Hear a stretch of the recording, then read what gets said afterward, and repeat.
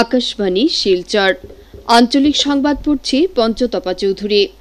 আজকের বিশেষ খবর হলো মুখ্যমন্ত্রী ডক্টর হিমন্ত বিশ্ব শর্মার কোকরাঝাড় মেডিকেল কলেজ ও হাসপাতালের বিভিন্ন গুরুত্বপূর্ণ বিভাগ পরিদর্শন, নিখিল ভারত কংগ্রেস কমিটির সভাপতি মল্লিকার্জুন খাড়গে, সাধারণ সম্পাদক কেসি বেণুগোপাল এবং লোকসভার বিরোধী দলপতি রাহুল গান্ধীর আসাম প্রদেশ কংগ্রেসের কর্মী সভা এবং সতীর্থ সম্মেলনে অংশগ্রহণ, বরাক উপত্যকা সহ আপার আসাম ও লোয়ার আসামের বেশ কয়েকটি জেলায় জাপানিজ এনকেফেলাইটিস ও ম্যালেরিয়ার প্রাদুর্ভাব, রোগ প্রতিরোধের জন্য স্বাস্থ্য বিভাগের তৎপরতা, উত্তর পূর্ব সীমান্ত রেলের জেনারেল ম্যানেজারের রঙ্গিয়া সংমণ্ডলের অধীন বেশ কয়েকটি রেল স্টেশন পরিদর্শন এবং ডিমা হাসাও জেলার হাংডুম গ্রামে নির্মীয়মান জাতীয় সড়কে আজ সকালে ভূমিধসে একজনের মৃত্যু এবং 7 জন আহত।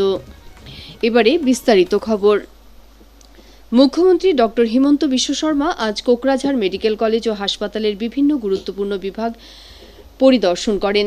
মুখ্যমন্ত্রী প্রতিষ্ঠানটির চিকিৎসক, নার্স এবং ছাত্রছাত্রীদের সঙ্গে মত বিনিময় করার পর স্বাস্থ্যসেবা সম্প্রসারণের ক্ষেত্রে থাকা সমস্যাসমূহ সমাধানের জন্য আধিকারিকদের সঙ্গে এক বৈঠকে মিলিত হন।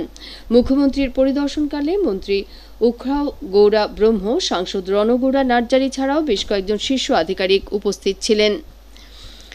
নিখিল ভারত কংগ্রেস কমিটির সভাপতি মল্লিকার্জুন খাড়গে, সাধারণ সম্পাদক কেসি বেণুগোপাল এবং লোকসভার বিরোধী দলপতি রাহুল গান্ধী আজ আসাম প্রদেশ কংগ্রেসের কর্মী সভা এবং সতীর্থ সম্মেলনে অংশ নিয়েছেন। তারা কংগ্রেসের জেলা সভাপতিদের সঙ্গে বৈঠকেও মিলিত হন। আসাম প্রদেশ কংগ্রেসের সভাপতি গৌরব গগৈ, রাজনৈতিক পরিক্রমা সদস্য, প্রদেশ কংগ্রেসের সদস্য, সাংসদ, বিধায়ক এবং দলের জেলা সভাপতিদের সঙ্গে দলটির সাংগঠনিক ভিত শক্তিশালী করা সম্পর্কে তারা আলোচনা করেন। এই বৈঠকের প্রাক মুহূর্তে দলের রাজ্য সভাপতি শ্রী গগৈ সাংবাদিকদের জানান যে কংগ্রেস দল আসামের জনসাধারণের কল্যাণের স্বার্থে স্থানীয় মানুষের জমির পাট্টার জন্য এবং সংখ্যালঘুদের নিরাপত্তার জন্য লড়াই করবে।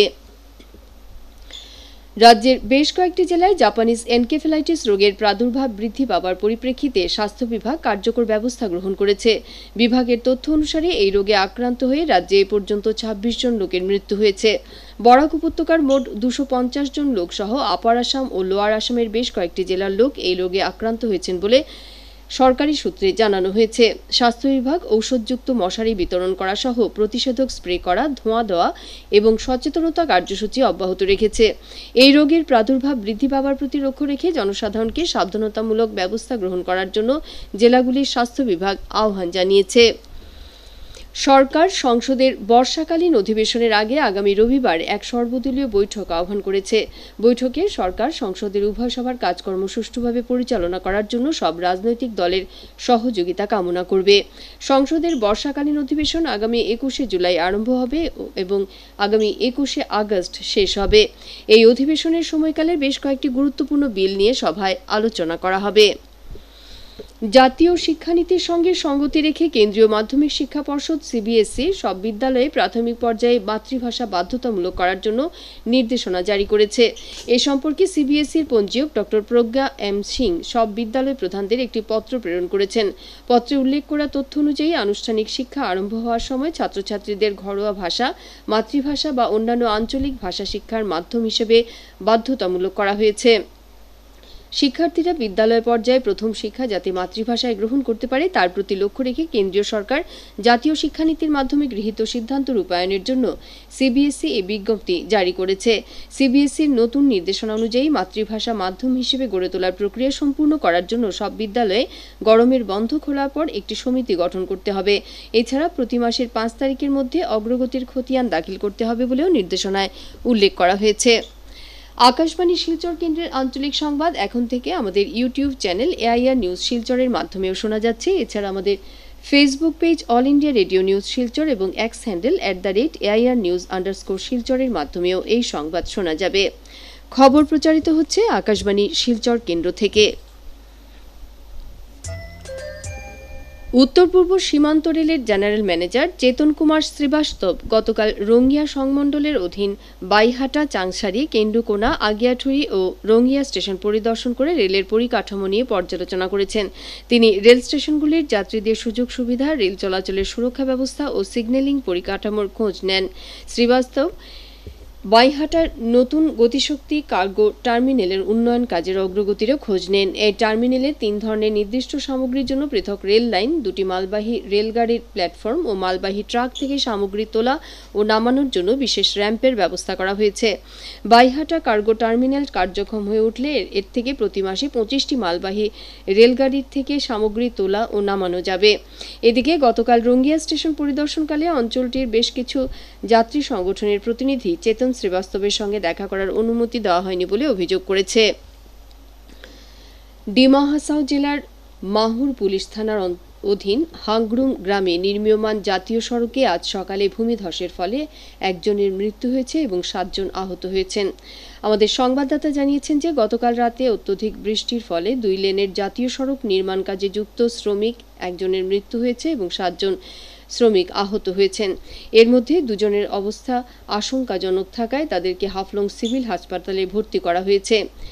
স্থানীয় জনসাধারণ এবং দুর্যোগ মোকাবিলা বিভাগের সাহায্যে উদ্ধার অভিযান অব্যাহত রয়েছে। কাছাড় জেলা প্রশাসনের উদ্যোগে আজ শিলচরে আনুষ্ঠানিকভাবে ডিজিসিএফআরসি কমিউনিটি ফেসিলিটেশন অ্যান্ড রিসোর্স সেন্টারের উদ্বোধন হয়েছে। শিলচরের একটি হোটেলে আয়োজিত সভায় স্বাগত বক্তব্য রাখতে গিয়ে অতিরিক্ত আয়ুক্ত রক্তিম বড়ুয়া জানান যে ডিজিএফআরসির লক্ষ্য হল দুর্যোগ ব্যবস্থাপনা সহজতর করা এবং সরকারি প্রকল্পগুলো জনসাধারণের কাছে সহজে পৌঁছে দেওয়া।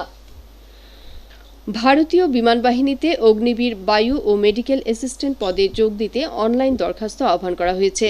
অগ্নিবীর বায়ু পদের জন্য ভারতীয় নাগরিক ও বিবাহিত পুরুষ ও মহিলা প্রার্থী যারা অঙ্ক, পদার্থবিদ্যা ও ইংরেজিতে 50% নম্বর নিয়ে দ্বাদশ শ্রেণী উত্তীর্ণ এবং যাদের জন্ম 2005 সালের 2রা জুলাই থেকে 2009 সালের 2রা জানুয়ারির মধ্যে তারা আবেদন করতে পারবেন। অগ্নিবীর বায়ু পদে রেজিস্ট্রেশনের জন্য ওয়েব পোর্টালে আগামী 31 জুলাই রাত 11টার মধ্যে আবেদন করতে হবে।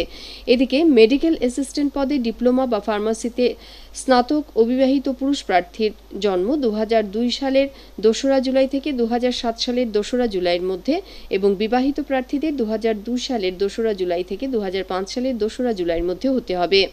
এতে ওয়েব পোর্টাল www.airmanselection.cdac.in এর মাধ্যমে আগামী 31 জুলাই রাত 11টার মধ্যে রেজিস্ট্রেশন করতে হবে। বিস্তারিত বিবরণ ওয়েব পোর্টালে পাওয়া যাচ্ছে। হাইলাকান্দির এসকে রায় সিভিল হাসপাতালে আজ একটি ক্যান্সার স্ক্রিনিং সেন্টারের উদ্বোধন করা হয়েছে। হাইলাকান্দির জেলা উন্নয়ন আয়ুক্ত এলরাড ফাইরেম, স্বাস্থ্য বিভাগের দায়িত্বপ্রাপ্ত অতিরিক্ত আয়ুক্ত লাইহুল্লু খেন্তে, সিভিল হাসপাতালের সুপার ডাক্তার দেবব্রত দত্ত ও ক্যান্সার বিশেষজ্ঞ ডাক্তার ফুলকুমারী তালুকদার এই সেন্টারটির উদ্বোধন করেন।